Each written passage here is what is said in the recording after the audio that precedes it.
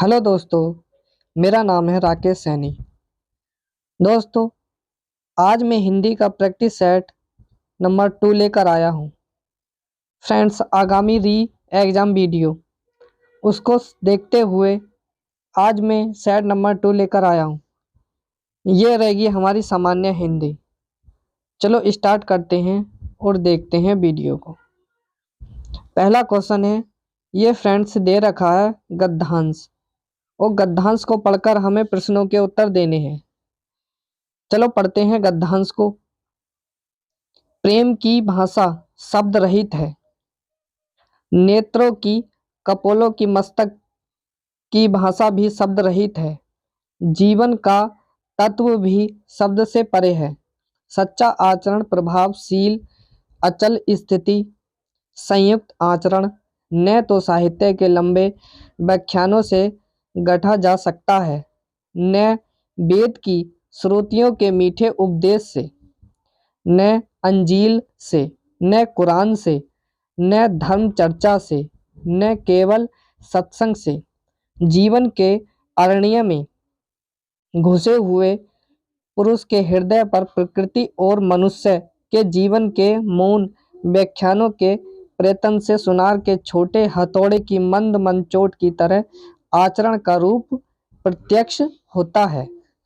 Friends, गद्यांश को पढ़ते हुए केवल एक बात ध्यान रखना, इसकी कीवर्ड्स जो होते हैं, जो मोस्ट इम्पोर्टेंट शब्द होते हैं, उन पर ज़्यादा ध्यान देना चाहिए, तभी हमें नीचे दिए गए प्रश्नों के सही आंसर मिल जाते हैं। चलो प्रश्नों पर चलते हैं। पहला प्रश्न है, प्रेम की भाषा है, तो इसमें प्रेम की भाषा क्या दे रखी है? अर्थ रहित दे रखा है? नहीं। भाव रहित दे रखा है? ये भी नहीं दे रखा। ज्ञान रहित दे रखा है? ये नहीं। तो इसका सही आंसर क्या है? डी, शब्द रहित। प्रेम की भाषा कैसी है? शब्द रहित है।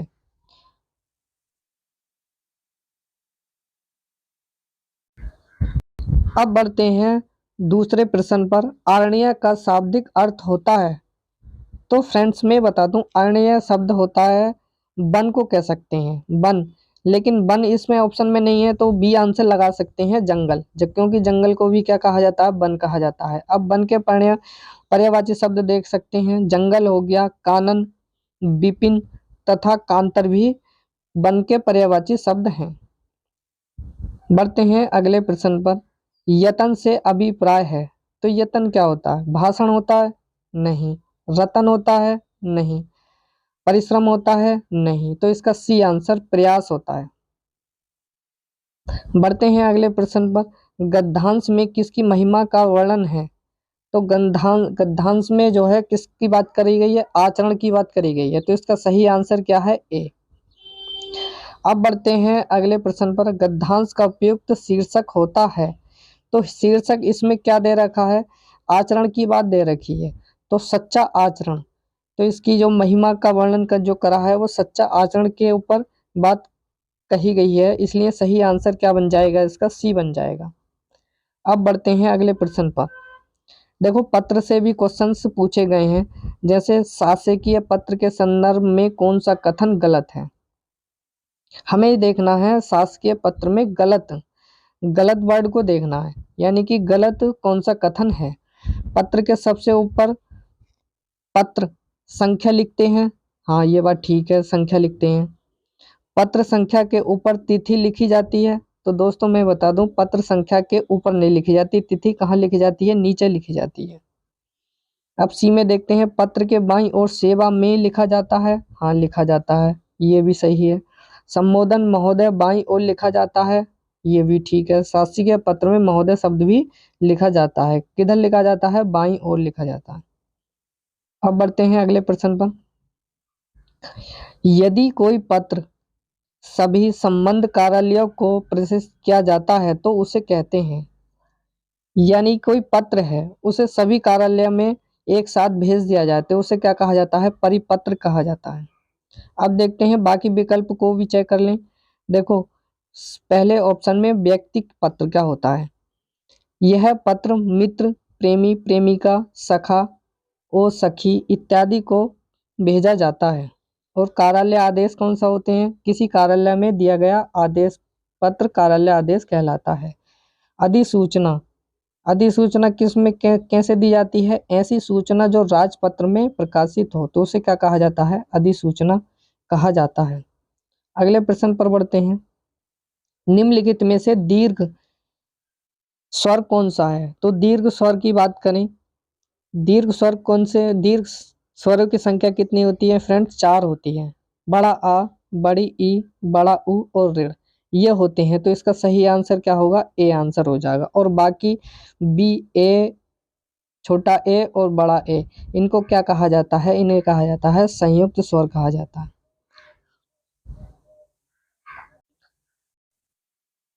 अब इनको डिटेल से देखते हैं।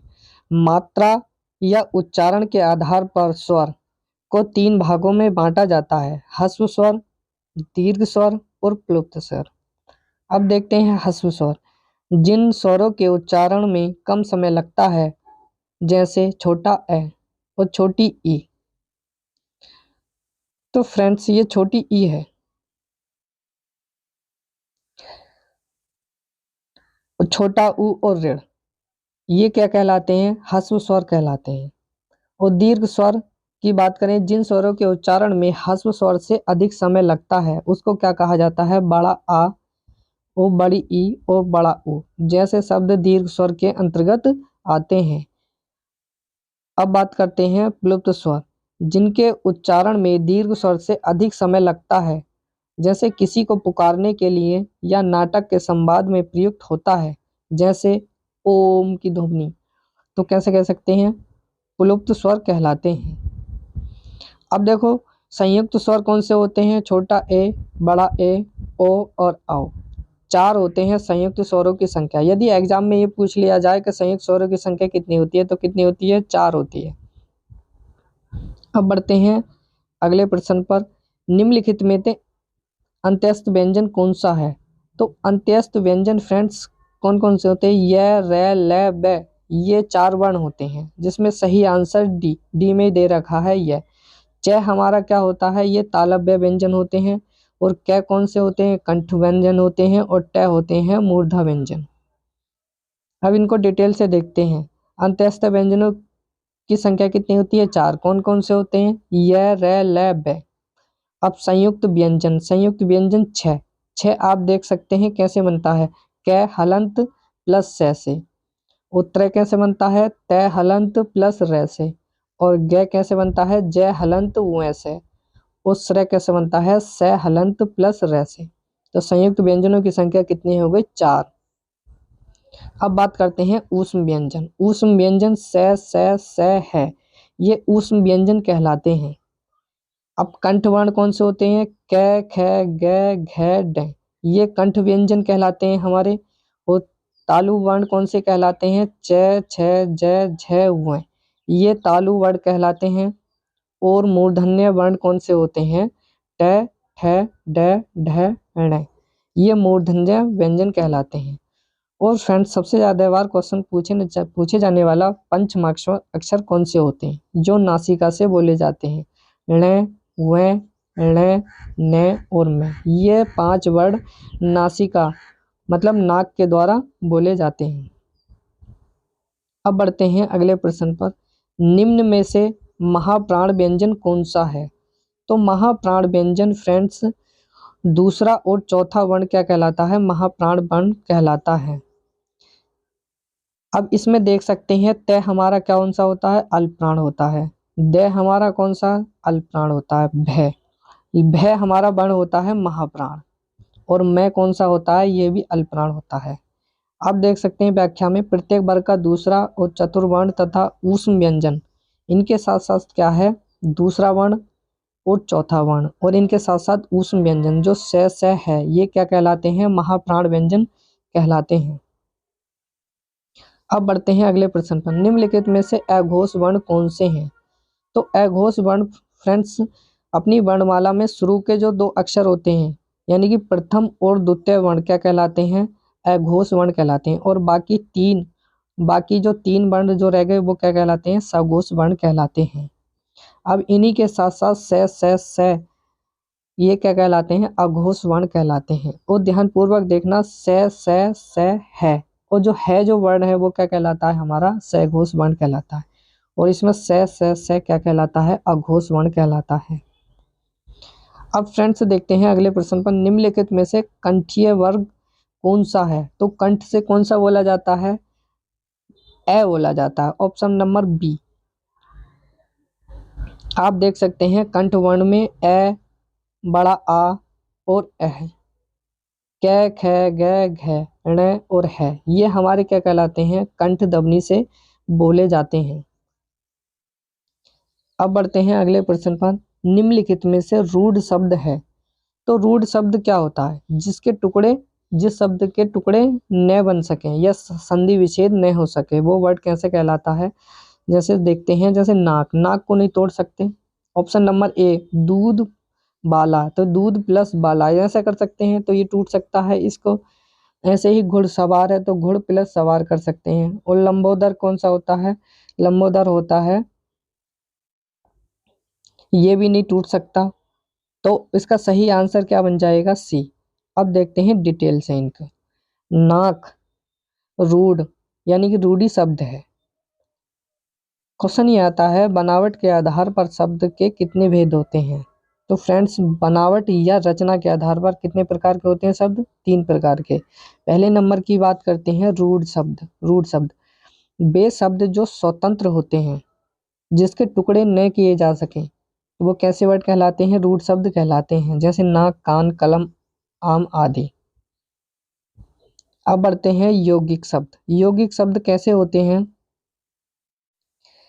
यौगिक शब्द जो शब्दों के योग से बनते हैं, उन्हें यौगिक शब्द कहते हैं। जैसे छात्रावास यानी कि छात्र प्लस आवास, छात्रों का रहने का स्थान क्या कहलाता है? छात्रावास कहलाता है। ऐसे ही विद्या प्लस अर्थी, तो क्या कहते हैं? विद्यार्थी।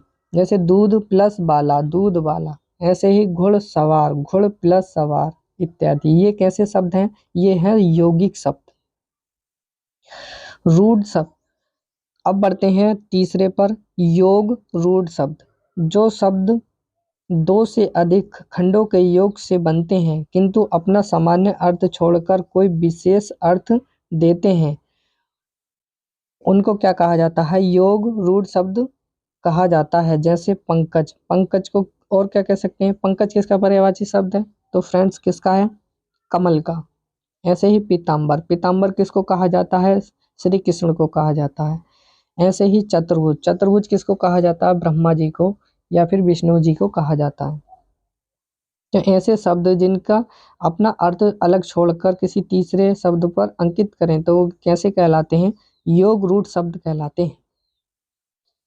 अब बढ़ते हैं फ्रेंड्स अगले प्रश्न पर, रत्नाकर का संधि विच्छेद होगा, तो इसका सही आंसर होगा ए आंसर, रतन प्लस आकार। इस तरीके से इसे तोड़ेंगे और रतन में क्या बनेगा? ए प्लस आ मिलकर क्या बनाएंगे? बड़ा आ। तो इसमें क्या बन रही है? दीर्घ संधि बन जाती है। अब बढ़ते हैं अगले प्रश्न पर, प्रतिमान में समास है, तो प्रति प्लस मान, इस तरीके से इस समास को तोड़ेंगे तो क्या बोलेंगे? अव्ययी भाव समास। अव्ययी भाव समास की परिभाषा क्या होती है? जिस शब्द में उपसर्ग लगा हुआ होता है, उस शब्द में क्या कहलाता है? अव्ययी भाव कहलाता है। अब बढ़ते हैं आगे, परिक्रमा में उपसर्ग है, तो क्या कहेंगे? परिक्रमा, परि प्लस क्रमा। तो इसमें क्या उपसर्ग है? परि है। आप देख सकते हैं परिक्रमा में परि उपसर्ग है। उपसर्ग किसी शब्द आदि, आदि का क्या अर्थ होता है? प्रारंभ में जुड़कर उसके अर्थ में विशेषता या परिवर्तन उत्पन्न करते हैं। संस्कृत उपसर्ग परि का अर्थ क्या होता है? आसपास। क्वेश्चन कभी ये पूछ ले कि परि का अर्थ क्या होता है, तो क्या कह सकते हैं? आसपास कह सकते हैं, यह कह सकते हैं चारों ओर। इससे बनने वाले अन्य शब्द जैसे परिभ्रमण, तो परिभ्रमण में भी कौन सा समास है? अव्ययी भाव समास है। परिभ्रमण, परिधि, पर प्लस धी, परिशीलन, तो परि प्लस शीलन। अब बढ़ते हैं अगले प्रश्न पर। भलाई में प्रत्यय है तो भलाई को कैसे तोड़ेंगे? प्रत्यय कौन से लगते हैं? शब्द के अंत में।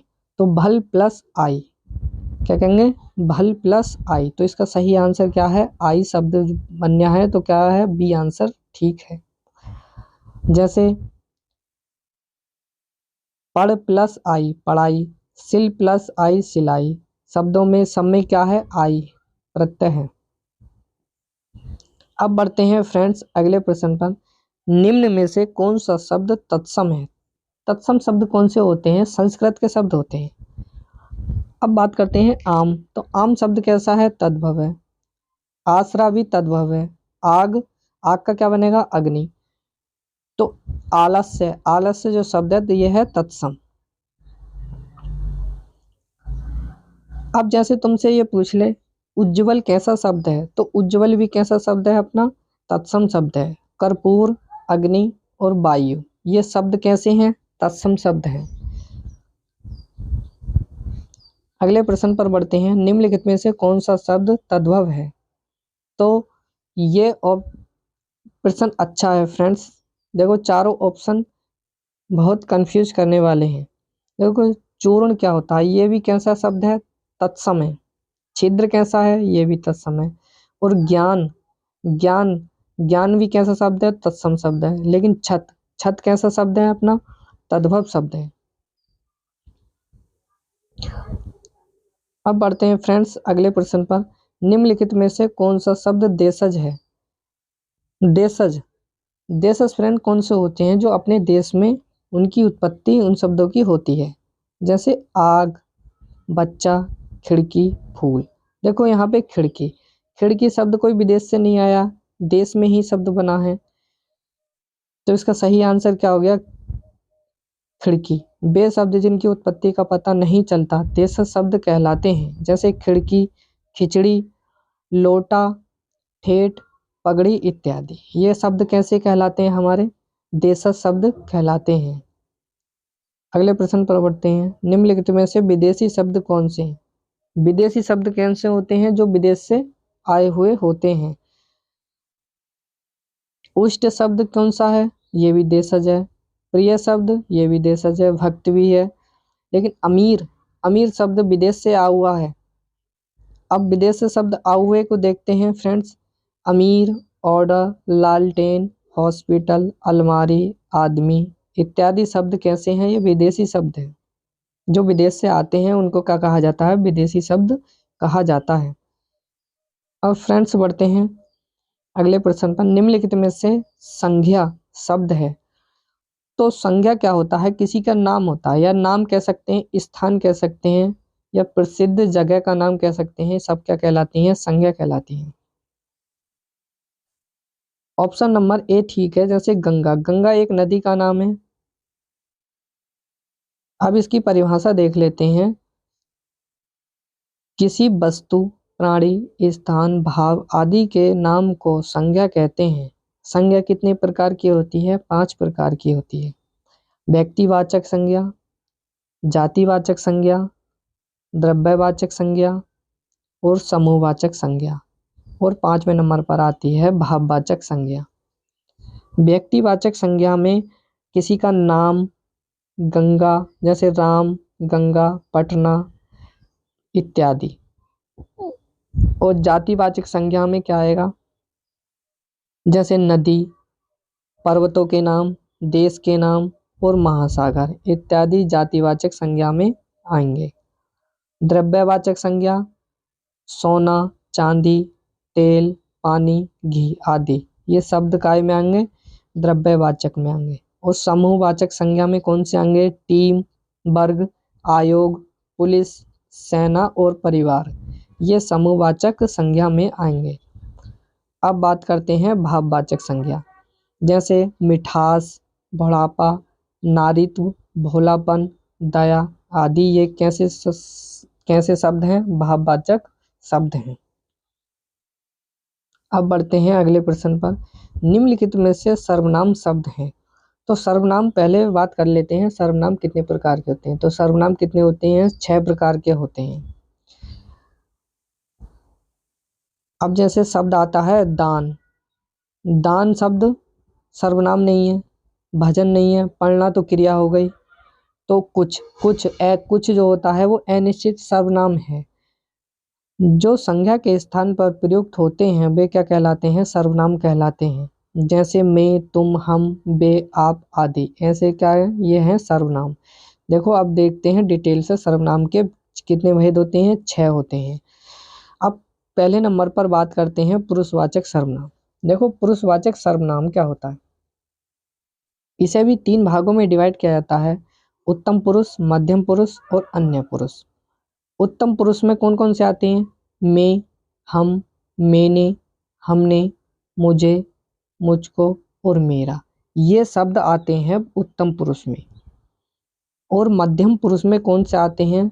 तुम, तू, तुमको, आपको, ये आदि शब्द ये मध्यम पुरुष में आते हैं। ऐसे ही अन्य पुरुष में आते हैं बे, वह, उन, उनको, उन्हें, ऐसे शब्द जो कहलाते हैं वो अन्य पुरुष में कहलाते हैं। अब दूसरे नंबर पर आते हैं निश्चयवाचक सर्वनाम। तो निश्चयवाचक सर्वनाम का होता है यह, वह, वे और ये आदि शब्द क्या कहलाते हैं? निश्चयवाचक सर्वनाम के अंतर्गत आते हैं। अनिश्चयवाचक सर्वनाम में कुछ और कोई आदि क्या कहलाते हैं? अनिश्चयवाचक सर्वनाम में आते हैं। ऐसे ही बात करते हैं संबंधवाचक सर्वनाम। जो शब्द आते हैं वो क्या कहलाते हैं? संबंधवाचक सर्वनाम में आते हैं। प्रश्नवाचक सर्वनाम में कौन से आते हैं? कौन, क्या, कब, कहाँ, कैसे, ये कैसे प्रश्नवाचक सर्वनाम में आते हैं। बात करते हैं निजवाचक सर्वनाम में। निज का अर्थ होता है स्वयं, जैसे आप, स्वयं, स्वतः आदि शब्द निजवाचक सर्वनाम में आते हैं। अब बढ़ते हैं अगले प्रश्न पर। निम्नलिखित में से विशेषण शब्द है। तो विशेषण शब्द क्या होता है? विशेषण शब्द होता है फ्रेंड्स किसी की विशेषता यानी क्रिया की विशेषता बताने वाला शब्द क्या कहलाता है? विशेषण कहलाता है। अब इसमें बुढ़ापा, तो ये बुढ़ापा क्या हो गया? भाववाचक है। दौड़ ये क्रिया हो गई। ये क्रोध ये भी अन्य पुरुष में आ जाएगा, तो इसका क्या हो जाएगा? शांत। यह लड़का बहुत शांत है। इस तरीके से देख लेते हो तो उसी के अनुसार जो है हमें आंसर मिल जाएगा। संज्ञा तथा सर्वनाम की विशेषता बताने वाले शब्दों को विशेषण कहते हैं। जिस संज्ञा तथा सर्वनाम की विशेषता बतलाई जाती है उसे विशेष्य कहते हैं। जैसे नया, लाल, सच्चा, झूठा, शांत, लंबा, 8, 1, पहला, तिगुना, तीनों, बहुत, थोड़ा इत्यादि विशेषण शब्द हैं। तथा राम, श्याम, वह आदि विशेष्य शब्द हैं। अब बढ़ते हैं फ्रेंड्स अगले प्रश्न पर। निम्नलिखित में से प्रेरणार्थक क्रिया है। तो प्रेरणार्थक की क्रिया के मतलब किसी के द्वारा कार्य किया करवाया जाता है तो उसे वैकेंसी क्रिया कहलाती है, प्रेरणार्थक क्रिया कहलाती है। जैसे कैसे? जगाना, तो जगाना कैसी क्रिया है? प्रेरणार्थक क्रिया है। प्रेरणार्थक क्रिया में देखते हैं प्रेरणार्थक क्रियाएं अकर्मक एवं सकर्मक दोनों क्रियाओं से बनती है। आना, लाना, बाना जोड़ने से प्रेरणार्थक क्रिया बनती है। जैसे जगना से क्या बनता है? जगाना, या फिर कह सकते हैं जगवाना। उठना से क्या बनती है? उठाना या उठवाना। खाना से क्या बनती है? खिलाना या खिलवाना। ऐसी क्रिया क्या कहलाती हैं? प्रेरणार्थक क्रिया कहलाती हैं। अब बात करते हैं निम्नलिखित में से अव्यय है। तो अव्यय कौन से होते हैं? अव्यय शब्द वे शब्द कहलाते हैं ऐसे शब्द जिनमें लिंग, वचन, पुरुष, कारक आदि के कारण कोई विकार नहीं आता, अव्यय कहलाते हैं। जैसे आह, हाय, बहा, सावास, हाँ और किंतु, जब, तब, अतः इत्यादि शब्द कैसे कहलाते हैं? अव्यय कहलाते हैं। तो इसका सही आंसर क्या बन जाएगा? सी आंसर बन जाएगा। अब बढ़ते हैं अगले प्रश्न पर। आंख का पर्यायवाची शब्द है। तो आंख का पर्यायवाची शब्द क्या है? लोचन है। पावक किसका होता है? अग्नि का। प्रभा किसका होता है? किरण का होता है। बसन किसका होता है? वस्त्र का होता है। अब देखते हैं, देखो आंख, आंख के सभी पर्यायवाची शब्द लोचन, छछु, चयन, दृग, नेत्र, अक्षी इत्यादि कैसे शब्द हैं? आंख के। पावक शब्द को देखते हैं। अग्नि, अनल, पावक, धूमकेतु, जातदेव, हुतासन, वायु सखा, ये सब कैसे शब्द हैं? पावक यानी अग्नि के पर्यायवाची शब्द हैं। बसन, अब बसन को देखते हैं। कपड़ा, चीर, पट, अंबर और वस्त्र, ये शब्द सब किसके हैं? कपड़ा के पर्यायवाची शब्द हैं। अब बात करते हैं प्रभा की। चमक, ज्योति, दीप्ति, शोभा, छवि, आभा, कांति, ये शब्द किसके हैं? किरण के, मतलब चमक के।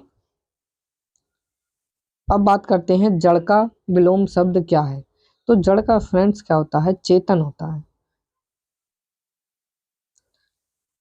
जड़ का क्या होता है? चेतन। जल का क्या होता है? थल। और मूर्ख का क्या बन जाता है? पंडित।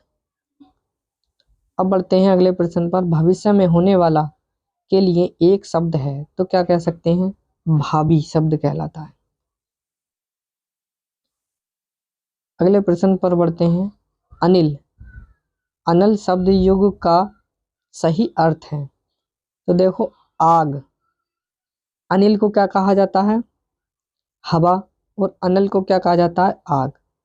तो ए आंसर गलत है, तो इसका बी आंसर सही बनेगा, क्योंकि अनिल को कहा जाता है हवा, अग को कहा जाता है सूर्य, और अवधि को कहा जाता है समय, और अनल को कहा जाता है आग, और अद को कहा जाता है पाप, और अवधि को कहा जाता है अवध देश की एक भाषा कहलाती है। अब बढ़ते हैं आगे। निम्नलिखित में से कौन सा शब्द अनेकार्थक है? तो अनेकार्थक के लिए अर्थ, इसका सही आंसर क्या बनेगा? डी, क्योंकि अर्थ के क्या बनता है? अर्थ के अनेक अर्थ भी होते हैं, जैसे धन, मतलब, अभिप्राय, इंद्रिय और विशेषक, ये कहलाते हैं। और अर्क, अर्घ के क्या उनसे होते हैं? सूर्य, इंद्र, स्फटिक, मदार का पौधा या काढ़ा, ये क्या कहलाता है? अर्क के अनेकार्थिक शब्द हैं ये। अंबर को क्या कहा जाता है? वस्त्र भी कहा जाता है, आकाश, मेघ और अभ्रक कहा जाता है। अनंता को पृथ्वी, पार्वती, दूब, पीपर कहा जाता है। अब बढ़ते हैं अगले प्रश्न पर। निम्नलिखित में से वर्तनी की दृष्टि से शुद्ध शब्द है? अधिकार, देखो अधि में बड़ी ई की मात्रा है तो ये आंसर गलत। बी आंसर देखो। अनुसरण, से में छोटा से है तो इससे क्या कौन सा बनेगा? बड़ा से बनेगा। है अध्ययन है, अध्ययन ठीक है, इसका सही आंसर ठीक है। और आगामी, आगामा नहीं होता, आगामी शब्द होता है। निम्नलिखित में से वर्तनी की दृष्टि से अशुद्ध शब्द है तो अशुद्ध शब्द को छांटना है। अनुसांगिक सही लिखा हुआ है, अत्याधुनिक भी ठीक लिख रहा है, ऐतिहासिक गलत है क्योंकि ई नहीं बनता, ए बनता है, और दायित्व भी ठीक है। अब बढ़ते हैं अगले प्रश्न पर। निम्नलिखित में से कर्ता कारक का परसर्ग कौन सा है? तो परसर्ग देखना है। परसर्ग ने शब्द कहलाता है, ये हमेशा याद रख लेना। परसर्ग क्या कहलाता है? कर्ता के लिए ने शब्द। जैसे अब इसको याद करने की ट्रिक क्या क्या है? कर्ता ने कर्म को कर्ण से के द्वारा, संप्रदान के लिए, अपादान से, संबंध का की के, रारी रे नानी ने, अधिकरण में पर, संबंध बोधन हे हो अरे ए। इस तरीके से याद रख लेना, विभक्ति सब याद हो जाएंगी 8 के 8। अब बढ़ते हैं अगले प्रश्न पर। निम्नलिखित में से पुल्लिंग शब्द कौन सा है?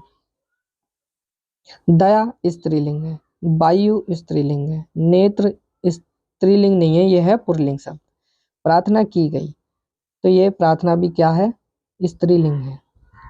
अब बढ़ते हैं आगे। निम्नलिखित में स्त्रीलिंग शब्द कौन सा है? तो स्त्रीलिंग को देखना है। पालन किया गया तो यानी क्या है? पालन पुरुषलिंग है। शोभा बढ़ाई गई तो स्त्रीलिंग, ए आंसर ठीक है इसका। अब बढ़ते हैं। किसका प्रयोग सदैव एक वचन में प्रयोग होता है?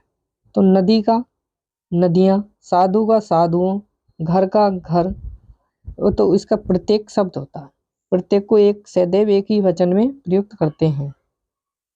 अब बढ़ते हैं अगले। निम्नलिखित में से वर्तमान काल का उदाहरण है। वर्तमान जो इस समय चल रहा है उसे क्या कहा जाता है? वर्तमान कहा जाता है। जैसे वह जाता है, तो इसका मतलब अभी इस समय वर्तमान में है, तो ये आंसर ठीक है, सी आंसर। उसने पढ़ा था, ये क्या है? भूतकाल। वह पुस्तक पढ़ेगा, ये कैसा वाक्य है? भविष्यकाल का। वह खेल रहा था, ये कैसा है? ये भी भूतकाल का। लेकिन वह जाता है, यह है क्या है? वर्तमान का। अब बढ़ते हैं अगले प्रश्न पर। निम्नलिखित में से कर्म वाच्य का उदाहरण है। तो कर्म वाच्य में देखना है किन वाक्यों में कर्म आया। पत्र लिखा जाता है, राम पुस्तक पढ़ता है, सीता पत्र लिखती है, मुझसे बैठा नहीं जाता। तो कर्ता ने कर्म को, तो इसमें विभक्ति पत्र को लिखा जाता है, ऐसे याद कर सकते हैं। पत्र को लिखा जाता है, तो को का शब्द कहाँ आ गया? ए में। आप देख सकते हैं पत्र लिखा जाता है क्या है? कर्म वाच्य है। राम पुस्तक पढ़ता है, इसमें कौन सा वाच्य है? कृत वाच्य है। सीता पत्र लिखती है, तो कृत वाच्य है। मुझसे बैठा नहीं जाता, इसमें क्या है? भाव वाच्य है। अब बढ़ते हैं अगले प्रश्न पर। निम्नलिखित में से कौन सा वाक्य सरल वाक्य नहीं है? लड़का दौड़ता है, ये सरल वाक्य है। बंदर पेड़ पर चढ़ रहे थे, ये सरल वाक्य है। मैंने लड़कों को बुलाया, ये सरल वाक्य है। इस मेले का उद्देश्य है कि व्यापार में वृद्धि हो, तो यहाँ विभक्ति क्या आ गई? की। दो वाक्यों को जोड़ने का कार्य करा, तो इसका सही आंसर क्या है? डी। यानी कि ये सरल वाक्य नहीं है। ये कैसा वाक्य है? तो यह है मिश्र वाक्य। रचना के आधार पर वाक्य कितने प्रकार के होते हैं? 3 प्रकार के होते हैं। सरल वाक्य कैसे हो गए? जैसे लड़का दौड़ता है, बंदर पेड़ पर चढ़ रहे थे, मैंने लड़कों को बुलाया। संयुक्त स्वर कैसे होते हैं? जिन वाक्यों में दो या दो से अधिक सरल वाक्य योजक द्वारा जुड़े हुए होते हैं, संयुक्त वाक्य कहलाते हैं। जैसे उसने परिश्रम किया किंतु सफल नहीं हो पाया, ये कैसे वाक्य हैं? संयुक्त वाक्य हैं। मिश्र वाक्य क्या होते हैं? जिन वाक्यों में एक उद्देश्य उपवाक्य हो और अन्य पर निर्भर हो, यानी कि कहने का मतलब आश्रित हो, वो कैसे वाक्य कहलाते हैं? मिश्र वाक्य कहलाते हैं। जैसे इस मेले का उद्देश्य है कि व्यापार में वृद्धि हो, ये कैसा वाक्य है? मिश्र वाक्य। अब बढ़ते हैं अगले प्रश्न पर। मैंने यह काम कर लेना चाहिए, ये वाक्य में अशुद्ध अंश कौन सा है? तो मैंने यह काम नहीं, ऐसा होगा मुझे यह काम कर लेना चाहिए, तो इसमें ए आंसर ठीक है। यानी कहने का मतलब मैंने नहीं होगा, मुझे होगा। अब बढ़ते हैं अगले प्रश्न पर। अल्प विराम का चिन्ह है, तो अल्प विराम देख सकते हैं। अल्प विराम कौन सा था? अल्प विराम सही से देखना, बी आंसर है इसका। डी में कौन सा है? विस्मयादि बोधक का। और सी में क्या है? फुल स्टॉप यानी कि पूर्ण विराम। तो इसका आप देख सकते हैं सही से अर्ध विराम कौन सा होता है? Full stop. सॉरी, पूर्ण विराम देख सकते हैं, अर्ध विराम देख सकते हैं, अल्प विराम देख सकते हैं, विस्मय विराम देख सकते हैं, उद्धरण चिन्ह देख सकते हैं और त्रुटि विराम देख सकते हैं। अब बढ़ते हैं अगले प्रश्न पर। अंग अंग फूले न समाना, मुहावरे का सही अर्थ है? तो गुस्सा होना नहीं, दुखी होना नहीं, बहुत आनंदित होना, हाँ ये ठीक है। अंग अंग फूले न समाना, तो इसका सही आंसर क्या है? सी। अंग अंग फूले न समाना का अर्थ क्या है? बहुत आनंदित होना। आंख दिखाना का अर्थ क्या होता है? क्रोध या गुस्सा प्रकट करना। अंगारों पर पैर रखना, जोखिम उठाना, गोबर गणेश होना, क्या है? मूर्ख या बुद्धू या निकम्मा कह सकते हैं। अब बढ़ते हैं अगले प्रश्न पर। अंगारों पर पैर रखना का क्या अर्थ है? तो जोखिम उठाना या खतरा मोल लेना। अब बढ़ते हैं अगले प्रश्न पर। होनहार बीरमान के होत चीखने पात लोकोक्तिया का सही अर्थ है? तो इसका सही अर्थ क्या होता? होनहार बालक के गुण बचपन में ही दिखाई देने लगते हैं। इसका सही आंसर क्या है? सी। एक दूसरे से बढ़कर दूसरे का अर्थ व्यक्त करने के लिए सही लोकोक्ति है, तो इसका सही आंसर क्या बनेगा? बी। शेर को क्या है? सवा शेर, एक से बढ़कर एक। अब कुछ लोकोक्ति का देख सकते हैं। समर्थ को नाही दोष गोसाई का क्या अर्थ है? सामर्थ्यवान के दोष या अपराध भी क्षम्य है। शेर को सवा शेर, एक से बढ़कर एक। सैया भय कोतवाल, अब डाहे डर काहे का, तो अपने अधिकारों का अनुचित लाभ उठाना। सखी न सहेली भली अकेली, अकेले रहना। अब बढ़ते हैं अगले प्रश्न पर। मूल पाठ का शब्दांश अनुवाद कहलाता है, तो क्या कहलाता है? शब्दानुवाद कहलाता है।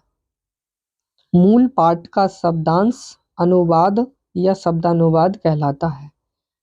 ये क्वेश्चन स्टार कर लेना फ्रेंड्स, 197। ये नया क्वेश्चन है। अगला प्रश्न पर बढ़ते हैं। निम्नलिखित में से कौन सी बोली उत्तर प्रदेश की नहीं है? उत्तर प्रदेश में भोजपुरी बोली जाती है, कन्नौजी बोली जाती है, ब्रज बोली जाती है, लेकिन मेवाती नहीं बोली जाती। मेवाती कहाँ बोली जाती है? राजस्थान में। राजस्थान में कौन कौन सी बोली जाती है? मेवाती, मालवी, मारवाड़ी तथा जयपुरी। ये सब राजस्थान की बोलियां हैं। अब बढ़ते हैं अगले प्रश्न पर। प्राधिकारी के लिए सटीक अंग्रेजी शब्द है। ऐसे शब्द भी वीडियो में पूछे जा सकते हैं। इनके सही आंसर देख लेते हैं अब। ऑफिसर, ऑफिसर को क्या कहा जाता है? हिंदी में अफसर कहा जाता है। ऐसे ही अथॉरिटी को क्या कहा जाता है? प्राधिकारी कहा जाता है। और लॉर्ड को क्या कहा जाता है? भगवान कहा जाता है। और प्रोप्रीटर को क्या कहा जाता है? मालिक या स्वामी कहा जाता है। ऐसे ही अंतिम क्वेश्चन पर बढ़ते हैं। ऑर्डर के लिए सटीक हिंदी शब्द है, तो ऑर्डर का सही हिंदी में अर्थ क्या बनेगा? आदेश कहते हैं। अब बढ़ते हैं।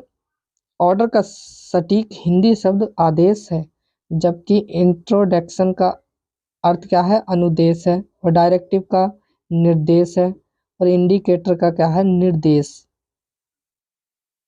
तो फ्रेंड्स, वीडियो कैसे लगी आप कमेंट बॉक्स में लिख सकते हैं। और वीडियो को फ्रेंड्स आपसे निवेदन है, वीडियो को अपने दोस्तों तक अवश्य पहुंचाएं, क्योंकि री एग्ज़ाम वीडियो जो 26 से 27 जून को होने वाला है। फ्रेंड्स, जितने भी ये क्वेश्चन मैं करा रहा हूँ, ये सभी के सभी क्वेश्चंस आने की संभावना है। अच्छे से पढ़ें। धन्यवाद।